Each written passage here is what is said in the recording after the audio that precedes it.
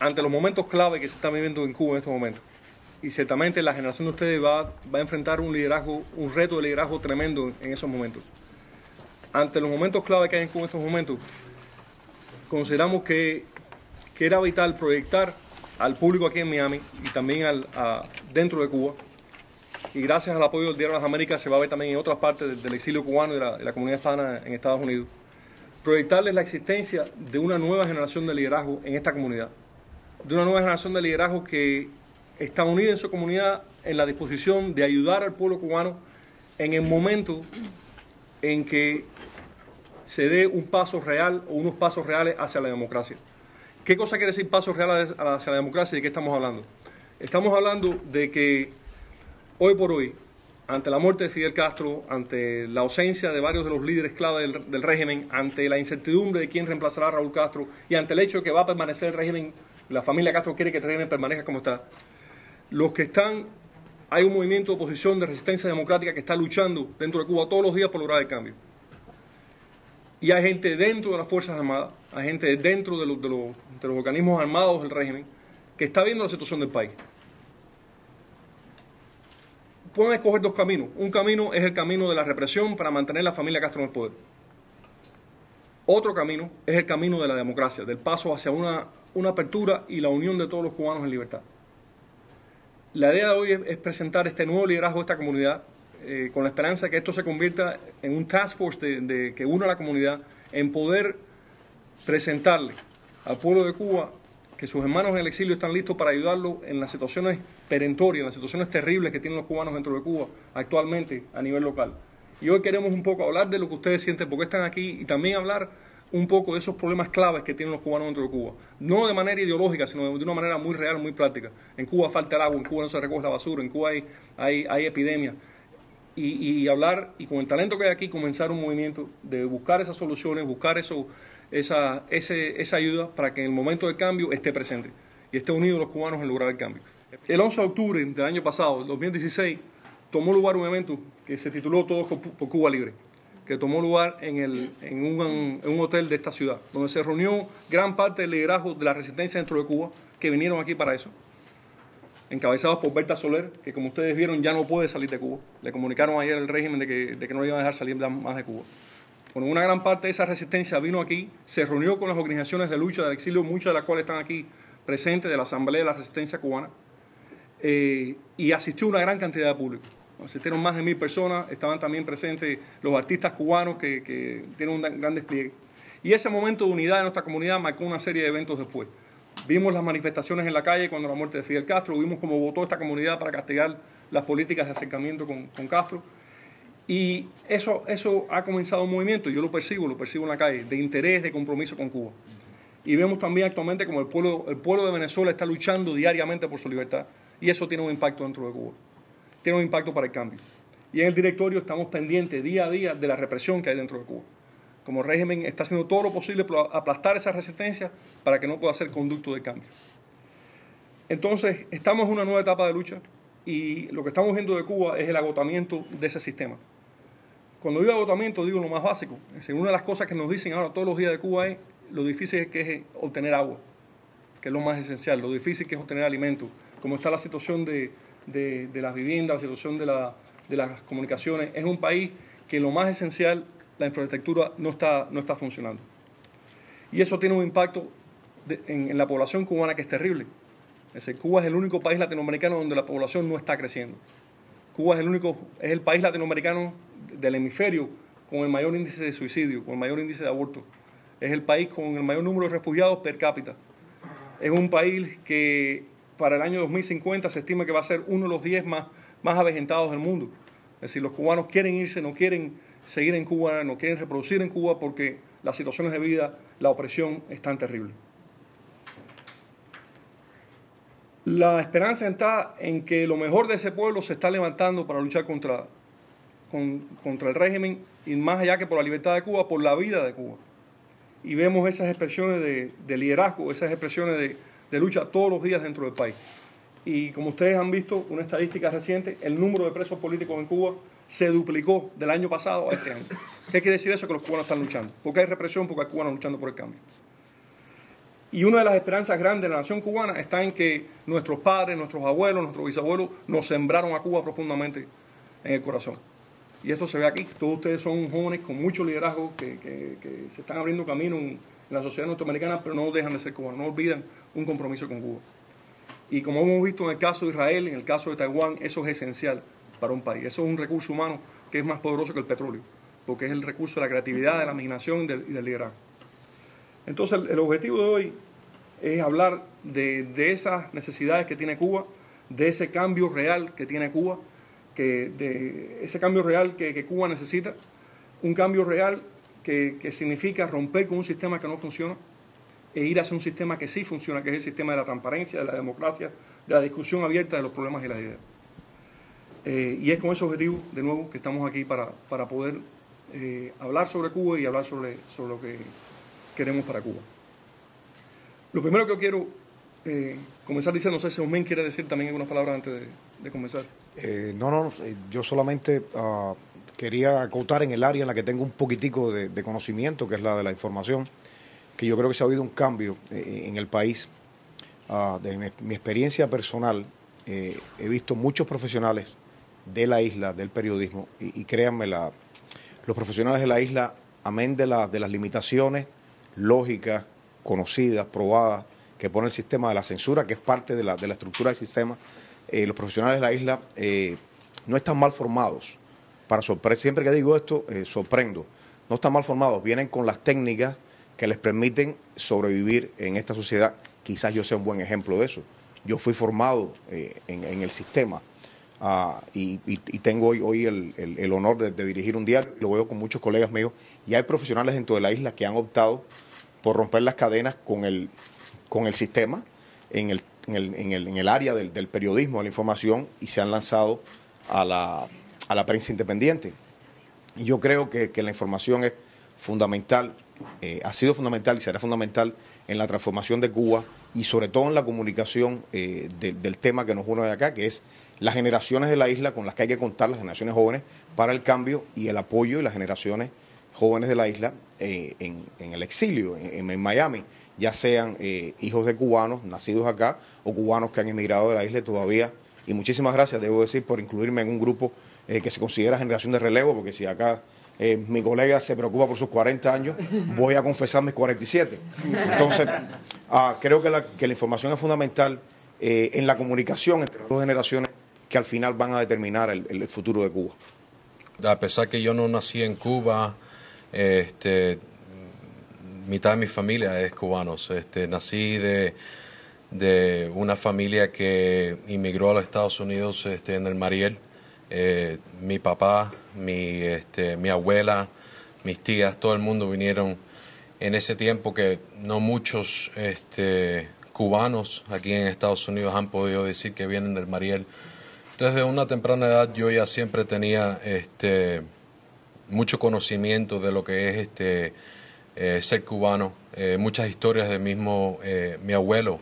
Mi abuelo fue prisionero político en Cuba, lo arrestaron muchas veces. Me acuerdo las historias de mi papá y mi abuelo, que en paz descanse, cómo nos contaban el abuso que sufrían ahí en las cárceles, cómo la policía venía en el medio de la noche y lo sacaban a mi abuelo y lo metían preso. Entonces todas esas historias, que hay muchas historias, son algo que obviamente tuve desde un principio y fueron bien una influencia bien grande en mi vida. Desde que yo nací me explicó lo increíble que era Cuba antes que entrara Fidel Castro. Que una persona, mi abuelo, que murió hace muchos años, él empezó un banco y él pudo hacer un banco. Venía a Miami constantemente a hacer negocio aquí. Yo creo que la razón que nuestros padres nos enseñaron tanto de la cultura cubana, de todo lo cubano, porque Cuba era un país tan increíble antes de todo. Yo creo que eso es muy importante saberlo, porque era un país increíble y puede ser otra vez. Era un país con mucho dinero, con casinos, con compañías, con bancos, con todo. Una educación buenísima, los niños estudiaban. A mí me han contado cuentos mis tías y eso de ir al colegio, las amistades del colegio. Yo creo que eso es muy importante saberlo, porque eso es la pasión que tenían ellos, que nos han involucrado en todos nosotros.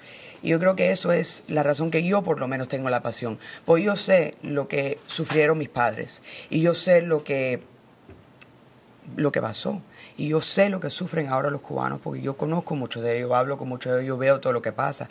Yo creo que eso es lo más importante, es que nosotros queremos ayudarlos a ellos a tener las libertades que tenemos aquí, porque sabemos que en Cuba eso se puede tener, porque lo tenían. Y era un país tan increíble. Yo he visto fotos de las calles, de todo lo que había en Cuba, y sabemos que se puede hacer. Y yo creo que eso es una de las cosas más importantes, saber que no solo era un país increíble, que puede ser otra vez. Mis padres fue preso político en Cuba por 1 año. Esperaron 10 años casados para no tener hijos en Cuba, para poder venir aquí en la tierra de libertad y tenerme a mí. Ya que hicieron eso, que fue un sacrificio tan grande, no dejaron que yo me olvidara de las razones por qué vinimos aquí. Y no nos dejaron, a mí y mi hermana, primeramente perder nuestro idioma, además de que crecimos en Hialeah, que es como Cuba Light. Pero sí, ellos nos hacían las historias de lo que pasaron en Cuba, de que el gobierno oprimía y censuraba a cualquier persona que tenía una opinión diferente. Desde que era chiquita, nos ponían en un grupo de niños que se llamaba los Ismaelillos, y nosotros les escribíamos cartas a los presos políticos en Cuba. Íbamos a las vigilias del remolcado 13 de marzo. Entonces, esto fue desde chiquita. Entonces, aprendimos lo que son los derechos humanos, y creo yo que esto es lo que se tradujo en mi cabeza a pelear por derechos individuales aquí en este país y prepararme para poder hablar sobre estas ideas a jóvenes como yo, por si necesito hacerlo en cualquier parte del mundo, incluso Cuba. Y eso es lo que planeo hacer en el futuro. Así que gracias. Yo nací en Cuba, vine con 29 años y tanto, ya que algunas personas aquí han dicho la edad, no me queda más remedio que dentro del viernes que viene cumplo 50 años. Es decir, yo viví el comunismo tal y cual. Y yo creo que nunca ellos esperaron que esta generación estuviera apoyando la idea de sus padres y la idea de la democracia en Cuba. Yo creo que eso ellos nunca lo esperaron, yo lo puedo decir de esta manera. Y es un orgullo para cualquier nación que una segunda o tercera generación en la diáspora, que no han visto, como muchos de ustedes han dicho, yo conozco las calles de mi país, conozco las calles del barrio y jamás estuve ahí. Esa cultura tan arraigada, el mérito lo tienen los padres de ustedes, los abuelos que lo hicieron, pero eso no es por gusto, es porque Cuba lo merece. Cuba es un país que no solo dio un resultado económico, sino que dio los mejores intelectuales de América Latina en una época. Dio la Constitución del 40 en Cuba, era la más avanzada probablemente en el mundo, podía competir con cualquiera de las que había en el mundo. Es decir, Cuba tenía un desarrollo intelectual muy alto, y eso es más importante que la parte económica, porque la parte económica no es más que un resultado de eso. Y yo, viendo a la generación esta de ustedes, pienso con cierta tristeza que Cuba se los perdió a ustedes, se perdió a sus padres, se perdió esa intelectualidad que tanta falta hace en un país. Como cubano nacido en Cuba, le agradezco de verdad todo lo que ustedes están haciendo, la importancia que le dan al tema y el esfuerzo que ponen, el empeño que ponen en ello. Yo creo que lo más importante en Cuba es que tenemos que enfocarnos en cómo acabar con el sistema primero. Es decir, ellos están haciendo de todo. Ellos no quieren ponerse en el poder con el nombre Castro, pero van a poner como está haciendo Putin en Rusia, como han hecho en China de cierta manera, una situación en que ellos están detrás del poder y tienen una cara muy bonita al frente. Entonces nosotros tenemos que enfocarnos en eso más que en cualquier cosa. La parte, yo creo que económica para Cuba, el resultado de poder construir de nuevo el país, porque Cuba está totalmente destruida. Tanto es así que ya se cayó la parte antigua. Los que construyeron ellos en los años 70 y 80 también se están cayendo de los edificios y de todo. Es un desastre total. Pero lo que tenemos a favor nosotros es que esto mismo que ha pasado en Venezuela, la izquierda está totalmente destruida, está desprestigiada en el mundo entero. Y esto que ha pasado en Venezuela, de cierta manera, es bueno, porque Cuba había logrado, dentro de la maldad, dar la impresión de que ellos, los estudiantes del Congo y de diferentes países estudiaban en Cuba y que aquello era una maravilla y que nosotros teníamos una visión muy distorsionada de la realidad que ellos tienen allí, y convencieron al mundo de eso. Lo que está haciendo, perdona, el nombre tuyo, es muy importante porque ellos han penetrado en todas las universidades de los Estados Unidos y en muchos lugares. Quiero terminar rápido. El asunto principal, en mi opinión, es que nosotros tenemos que enfocarnos primero en evitar que ellos sigan en el poder, diseminar esto en el mundo. Hay suficiente talento aquí y personas preparadas como para dar ideas que eso podamos tener éxito en ese empeño. Rosa María Payá, que participó en uno de mis programas en Georgetown, que le ayudó a ella a crear una red casi global, ¿no? En todo Latinoamérica, lo que es los Jóvenes por la Libertad, que ahora tienen personas en muchos países de la región. Pero acabamos de ver cómo trató de regresar a Cuba y están reprimiendo a las personas de su movimiento, los están deteniendo, a ella misma le están cayendo atrás. Entonces, no, por mucho que uno se forme, si no hay un sistema que permita que una persona se desenvuelva, pues van a seguir con este mismo proceso. Entonces, yo creo que es muy importante que haya un Estado de Derecho, que haya libertades básicas, para después poder hacer bueno, de todas maneras yo creo que hay que seguir con este proceso de formación, de apoyar a los jóvenes en Cuba en todo lo que se pueda.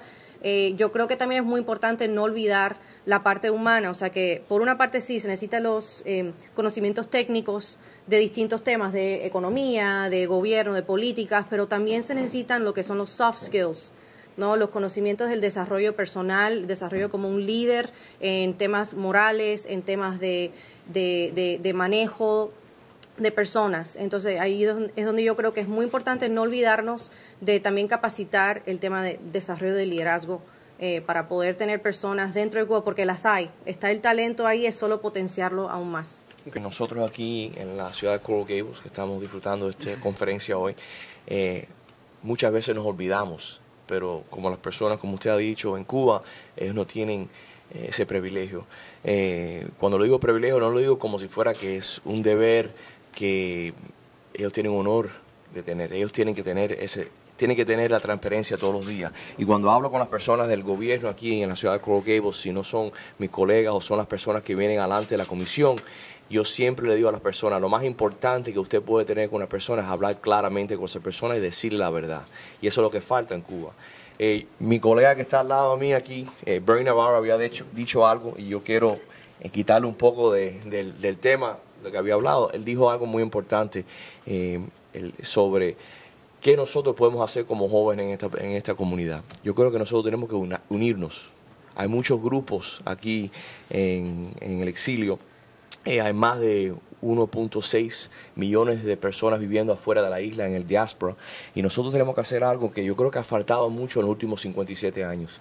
Nosotros tenemos que unirnos, tenemos que hacer un esfuerzo de respaldar a las personas en Cuba, a las personas que están en las prisiones, a las personas como el Dr. Bisset, las damas en blanco. Pero yo creo que nosotros como jóvenes deberíamos hacer un esfuerzo bien grande con un nuevo presidente en Washington, hacer un esfuerzo de escribir al presidente, hablar con el presidente, hablar con las personas que nos representan a nosotros. Porque cuando yo hablo como comisionado de la ciudad de Coral Gables con los senadores, los congresistas, a las personas que van a Washington y a las personas, a los contactos directamente con el presidente Trump, que yo no tengo un contacto directamente con el presidente Trump, le digo sinceramente, les digo, por favor que ayuden a Cuba, por favor que sepan la realidad, lo que está pasando en la isla, que no dejen que le tomen el pelo, porque muchas personas piensan de Cuba que es un buen tiempo, que las personas pueden ir a tomar, pueden ir a disfrutar, pero eso no es la realidad para casi más de 11 millones, 12 millones de personas que viven en la isla. Le digo que la transparencia es algo tan crucial si van a tener un gobierno y si van a tener un gobierno con democracia, por favor. le pido a las personas que por favor respalden a las personas de la isla, pero por favor que tienen que levantarse, unirse a un grupo, y por favor les pido que se unan al directorio, que vengan, que sean parte de nuestro grupo y que por favor que siempre se involucren en la isla de Cuba. Gracias. El cubano es trabajador, el cubano se esfuerza, el cubano busca las oportunidades y las crea hasta donde no las hay. Y vemos acá en Miami el éxito de todo tipo de esfuerzo de los cubanos. Y en otras partes del mundo, donde hay libertad, el cubano con su espíritu, con su empeño, sale hacia adelante. Así que ya eso está probado. Si quieren buscar una prueba empírica, si quieren someterlo a la prueba de la evidencia como un científico escéptico, hay casos, hay evidencia acá mismo en este pueblo, por ejemplo. Pero pasando a un nivel un poquito más, en realidad no teórico, porque se trata de la realidad de la vida cubana. En Cuba, hoy en día, bajo el régimen totalitario fundado por los hermanos Castro, los trabajadores son controlados. Existe un solo partido político, que es el Partido Comunista, ejerce un control sobre la población. Existe un solo mal llamado sindicato, que es un organismo de control de masa que controla a esos trabajadores. El esfuerzo, el empeño, el deseo de ganarse la vida que tiene el cubano está controlado y puesto al servicio del régimen, bajo un Estado de Derecho, contando con la gobernabilidad democrática, contando con las libertades fundamentales, un sistema de cortes independientes, pues el trabajador puede tener la esperanza de que sus derechos sean respetados. En caso de que sean vulnerados, que haya un mecanismo de, aquí sí cambio al inglés, redressive grievances, que es el gran logro del Estado de Derecho que conocemos, ¿no? Así que está la prueba por una parte. Explica el concepto de redressive. Bueno, me cuentan cómo se dice en español. En el caso, cómo no. En el caso que mi derecho ha sido vulnerado por una tercera persona, yendo al tribunal, podemos ver el asunto, ver quién tiene la razón y el daño que se ha hecho se puede reparar. Esto es fundamental para una sociedad libre. Y es algo que no existe en Cuba, bajo el régimen totalitario. Pero lo hemos tenido. Cuba tiene una tradición de este tipo de libertad y la queremos recuperar. Así que ese deseo que tenemos, ese empeño de trabajar, lo vamos a poner al servicio del pueblo cubano, no como la dictadura que pone todo a servicio propio. Que somos una generación joven, pero hay también una diversidad y de experiencias y todo lo demás. Dentro de Cuba lo que carece más, como dice Aramis, el Estado de Derecho. No existe un Estado de Derecho que le garantiza a las personas ciertos derechos humanos fundamentales que nos merecemos todos. Creo que lo más interesante de cooperar con el directorio en este esfuerzo es ver la cantidad de problemas que existe hoy día en Cuba. Y uno diría, bueno, en los Estados Unidos o en cualquier país del mundo hay ciertas áreas, ciertas zonas en donde la situación es un poco más difícil, un poco más precaria, pero el problema es que en Cuba, todas las regiones, en todos los municipios, existe una situación precaria, difícil, en donde no se le garantiza derechos ni políticos ni sociales, pero tampoco derechos básicos como comida, como agua potable, como transporte, como unas carreteras aseguradas. Y creo que es importante demostrar, ¿no? Y por eso en desarrollar estos temas hay personas específicas acá que pueden hablar con muy buenos conocimientos sobre estos temas que vamos a desarrollar hoy. Así que muchísimas gracias a todos, ¿no? Que creo que Orlando tiene esa capacidad de poder unir a muchísimas personas y poder aportar a esto. Cuba no es un extranjero solo.